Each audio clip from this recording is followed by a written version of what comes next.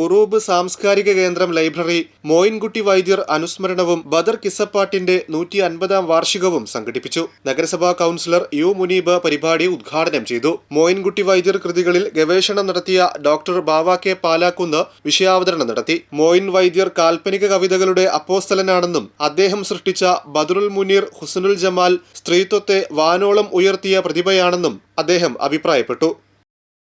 അതിമനോഹരമായി സംസ്കൃതവും തമിഴും പേർഷ്യനും കന്നഡയും അറബിയും ഒക്കെ നന്നേ ചെറിയ പ്രായത്തിൽ വെള്ളം പോലെ, ഒരു സംശയം വേണ്ട പ്രയോഗം കേട്ടോ, അതിശയോക്തിക്ക് വേണ്ടി പറയാൻ വൈദ്യകൃതികളോട് നിങ്ങളൊന്ന് കടന്നുപോയാൽ മതി. വെള്ളം പോലെ പ്രയോഗിക്കാൻ ശേഷി ഉണ്ടായിരുന്ന കവിയാണ് മോയിൻകുട്ടി വൈദ്യർ. നന്നേ ചെറുപ്പത്തിൽ അദ്ദേഹത്തിന്റെ കാവ്യങ്ങൾ എടുത്ത് പരിശോധിച്ച് നോക്കിയാൽ മതി. അത് ഇന്നിപ്പോ നമുക്ക് ഇങ്ങനെ പറയുമ്പോൾ ഏതോ മാപ്പിളപ്പാട്ട് എഴുതിയ ഒരു കവി എന്നൊക്കെ നമുക്ക് തോന്നിയത്. അങ്ങനെ ന്യൂനീകരിക്കുമ്പോൾ ഒരു വലിയ പ്രശ്നമുണ്ട്. എന്താണെന്നറിയാം, അത് നമ്മളെ മാത്രം പ്രശ്നമൊന്നുമല്ല.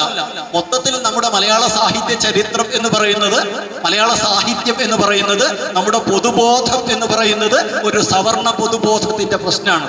ഒരു സംശയം വേണ്ടത്, സവർണ പൊതുബോധത്തിന്റെ പ്രശ്നമാണ്. അതുകൊണ്ട് നമ്മൾ സാഹിത്യ തമ്പുരാക്കന്മാർ, നമ്മള് പിന്നെ മലയാളത്തിലെ പ്രാചീന കവിത്രയം, ആധുനിക കവിത്രയം എന്നൊക്കെ പറയുന്നത് എഴുത്തച്ഛൻ, ചെറുശ്ശേരി കുഞ്ചൻ നമ്പ്യാർ, ആരെങ്കിലും കവിത്രയാന്ന് പറഞ്ഞത്. ഉള്ളൂരിനേക്കാൾ ഉള്ളൂർ വലിയ സാഹിത്യ ചരിത്രകാരനാണ്, ഒരു സംശയം വേണ്ട. പ്രൊഫസർ കെ ഇമ്പിച്ചിക്കോയ അധ്യക്ഷത വഹിച്ചു. Ibrahim Ponnani, K V Nadeer, P K Kunhumuhammed, Sujana, Babu Thanikkad, Radil എന്നിവർ പങ്കെടുത്തു. കുമാരി ഹബീബ സമീർ, ഇ വി മുഹമ്മദ് ഹനീഫ, ആയിഷ ബീവി തുടങ്ങിയവർ വൈദ്യർ ഇശലുകൾ അവതരിപ്പിച്ചു. ഹബീബ് സർഗം സ്വാഗതവും താജ് ബക്കർ നന്ദിയും പറഞ്ഞു.